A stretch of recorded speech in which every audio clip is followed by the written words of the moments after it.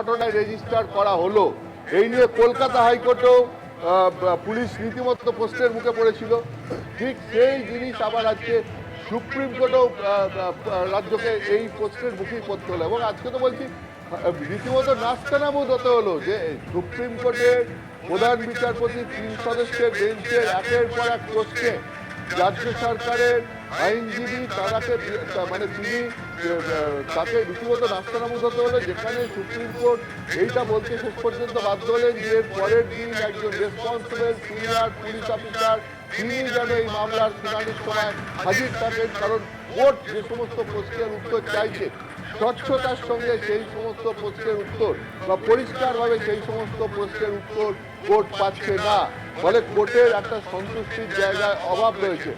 এইখানে আমি তোমায় বলি যে একের পর এক পয়েন্ট যদি আজকের এই শুনানি থেকে তুলে নিয়ে আসা হয়, তাহলে প্রথমেই সব থেকে গুরুত্বপূর্ণ জায়গা হচ্ছে যে এই অস্বাভাবিক মৃত্যুর মামলা কখন রুজু হলো, কেন রুজু হলো। তুমি জানো কলকাতা হাইকোর্টে যখন এই মামলার শুনানি হয়েছিল তখন এই প্রশ্ন উঠেছিল যে এই ঘটনায় অস্বাভাবিক মৃত্যুর মামলা করে কেন তদন্ত করা হচ্ছে। তার কারণ যেভাবে এই নির্যাতিত ধর্ষিত এবং মহিলাকে খুন করা হয়েছিল এবং তারপরে যেভাবে তার মৃতদেহ পড়েছিল, সেই মৃতদেহ দেখে পরিষ্কার একটা জিনিস বোঝা যাচ্ছিল এটা খুনের ঘটনা হতে পারে।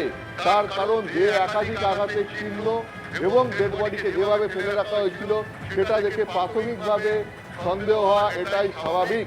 কিন্তু দেখা গেল যে পুলিশ এই মামলা তদন্ত শুরু করলো ইউডি কেস দিয়ে, আনন্যাচারাল ডেথের কেস দিয়ে।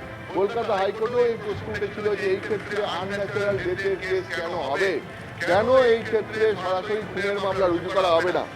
সুপ্রিম কোর্টে সেই প্রশ্নটা আরো গভীরভাবে উঠলো। কেন আমি বলছি, তার কারণ হচ্ছে সুপ্রিম কোর্টের প্রশ্ন হচ্ছে যে মৃত্যুর ঘটনা ঘটলো, তারপরে পুলিশ স্পটে পৌঁছালো, পুলিশ দেহ উদ্ধার করলো, দেহ নিয়ে গিয়ে সেখানে ইনকোয়েস্ট করা হলো, অর্থাৎ ম্যাজিস্ট্রেটের উপস্থিতিতে সুরতাল করা হলো, তারপরে তার পোস্টমর্টেম হলো, পোস্টমর্টেমের পর পুলিশ থানায় ব্যাক করলো, থানায় ব্যাক করে আনন্যাচারাল ডেথের কেস করছে। আর যেখানে পোস্টমর্টেমের প্রাইমারি রিপোর্টই বলে দিচ্ছে যে তাকে স্মদারিং করে স্ট্র্যাঙ্গুলেট করা হয়েছে, মানে প্রথমে নাক মুখ চাপা দিয়ে মারার চেষ্টা হয়েছে এবং নাক মুখ চাপা দেওয়ার পর গলায় ফাঁস দিয়ে তাকে মারা হয়েছে বা গলা টিপে মারা হয়েছে।